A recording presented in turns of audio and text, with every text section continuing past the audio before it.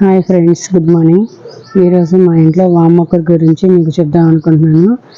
వామ మొక్క ఎంత ఫ్రెష్గా ఎంత బాగుందో చూడండి. ఆకులు మనకి మట్టిలో బలం ఎక్కువగా ఉంటే చక్కగా ఆకులు ఇలాగా ఫ్రెష్గా కనిపిస్తాయండి.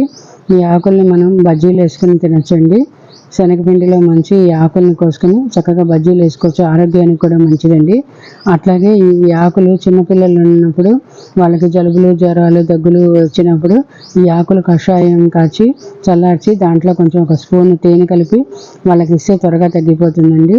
ఎందుకంటే చిన్నప్పటి నుంచి యాంటీబయాటిక్స్ కనుక వాడితే కనుక వాళ్ళకి మళ్ళీ సైడ్ ఎఫెక్ట్స్ అవన్నీ వస్తాయి కదండి. యాంటీబయాటిక్ ఎక్కువ వాడితే.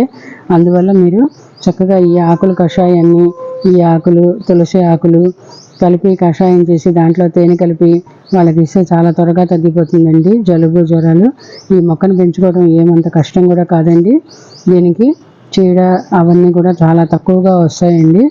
అందువల్ల మీరు చిన్న కొమ్మ తెచ్చుకొచ్చి చిన్న కుండీలో నాటుకున్నా కూడా మంచిగా పెరుగుతుందండి. ఇదేం పెద్ద ప్రొసీజర్ ఏం కాదు. ఆ మొక్కను మీరు కూడా పెంచుకోండి.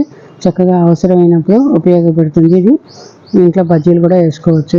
Thank you friends. ఈ శారదా హ్యాపీ గార్డెన్ ఛానల్ని సబ్స్క్రైబ్ చేసుకోండి. ఈ వీడియోని అందరికీ షేర్ చేయండి, లైక్ చేయండి. దీనిపైన మీ కామెంట్ని తెలియజేయండి. Thank you friends.